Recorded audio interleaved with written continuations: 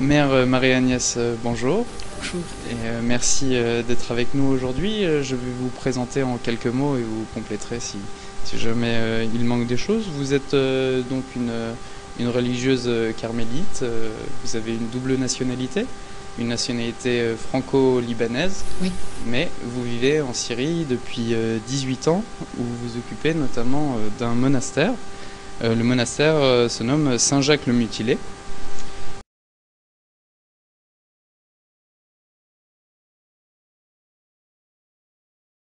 Alors donc nous allons vous présenter maintenant un petit zapping que nous avons effectué, c'est-à-dire c'est une vision justement des médias français sur la situation en Syrie.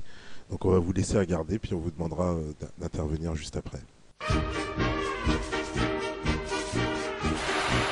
La situation de la Syrie est chaque jour plus éprouvante. Elle appelle donc une mobilisation de la communauté internationale. Ce qui se passe en Syrie est chaque jour plus révoltant, plus scandaleux, plus honteux. Le régime massacre son peuple. Regardez le discours de Bachar el-Assad. C'est de la bêtise, multipliée par la longueur des discours. Mais enfin, quand il parle, on est dans le n'importe quoi. Moi, je veux pas qu'on fasse de comparaison entre Bachar el-Assad et ce que furent Moubarak ou Ben Ali. Nous avons fait savoir de façon claire au régime d'Assad et à d'autres forces sur le terrain qu'il s'agissait d'une ligne rouge pour nous.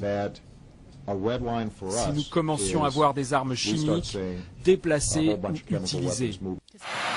Le Conseil à être à la hauteur de la mission que lui confie la Charte des Nations Unies en se portant au secours d'un peuple et d'une région qui ne veulent que la paix et le respect de leur dignité. Oui, la France veut le dégager du pouvoir. Bien sûr, parce que, on considère que c'est un dictateur et qui est en train d'assassiner son peuple. L'enjeu, c'est de hâter le moment de la transition.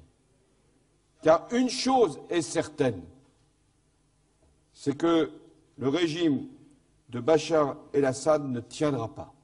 Parce que dès lors qu'on voit qu'au Conseil de sécurité, la Russie et la Chine, systématiquement, considérant qu'elles ont été dépassées par ce qui s'est passé en Libye, après avoir laissé passer une résolution. Monsieur Bachar el-Assad ne mériterait pas d'être sur la terre. Parce que c'est une opération de destruction d'un peuple qui est en train d'accomplir. Je crois qu'il faut bien désigner les responsabilités. Ce n'est pas la communauté internationale qui est impuissante, c'est la Russie et la Chine qui paralysent la communauté internationale. Alors, les zones sont au nombre de 3 officiellement. Ils sont situés dans 3 gouvernorats, celui d'Idlib, celui d'Alep et celui de Deir ez-Zor, là en vert. Attention, ce n'est pas toute la tache verte qui est zone libérée. C'est à l'intérieur de celle-ci qu'il y a toute une kyrielle de villes et de villages qui recouvrirait à peu près 300 000 habitants. La France donne de l'aide qui passe grosso modo par cette frontière turque. Il y a très souvent la présence de diplomates français là-bas pour faciliter la chose. Crise syrienne, sur le front diplomatique, Moscou et Pékin ont mis en garde l'Occident contre toute action unilatérale. Toute violation du droit international et de la Charte des Nations Unies serait inacceptable, a prévenu le chef de la diplomatie russe, Sergueï Lavrov. Depuis le début de l'insurrection, il y a un an, Damas et Alep ont été frappés par plusieurs attentats qui ont fait des dizaines de morts. Les autorités syriennes et les insurgés se sont systématiquement renvoyé la responsabilité de ces attaques. Ce soir, les frappes continuent sur Alep et sa banlieue. C'est dans cette ville du Nord que les combats sont les plus acharnés ces derniers jours, avec leur lot de victimes. Et parmi elles, à Alep aujourd'hui, ce père laisse un orphelin.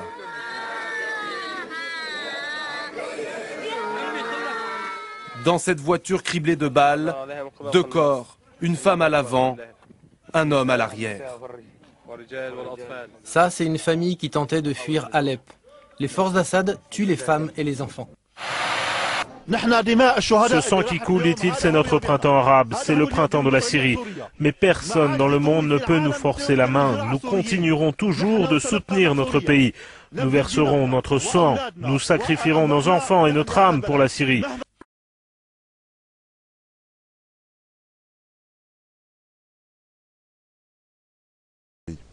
Oui, ça évoque, vous voyez, une motivation de la violence, une justification de la violence et un détournement de la souffrance d'un peuple qui a été provoqué par ces mêmes partis.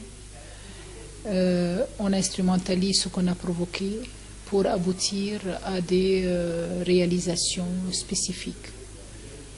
C'est une manipulation qui n'apporte aucun bien à la population syrienne. Nous avons vu cela se réaliser dans d'autres pays, comme l'Irak, qui continue à saigner, comme la Libye, qui continue à saigner.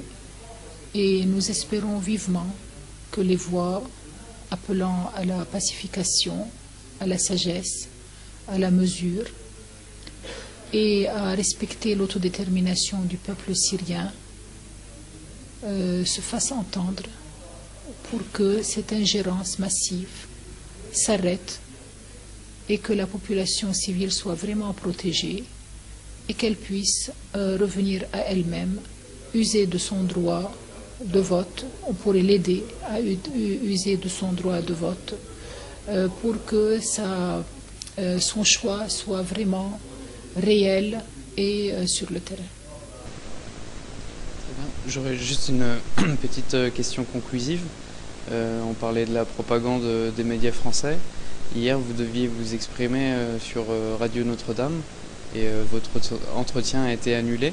Est-ce que vous pourriez expliquer ce qui s'est passé exactement? Je crois que ça a été annulé pour que j'ai le temps de m'exprimer devant les médias mainstream afin que toute interview dans un réseau d'églises ne soit pas taxée de parti pris par l'ensemble de la presse. Donc ça va être reporté, mais ce n'est pas annulé.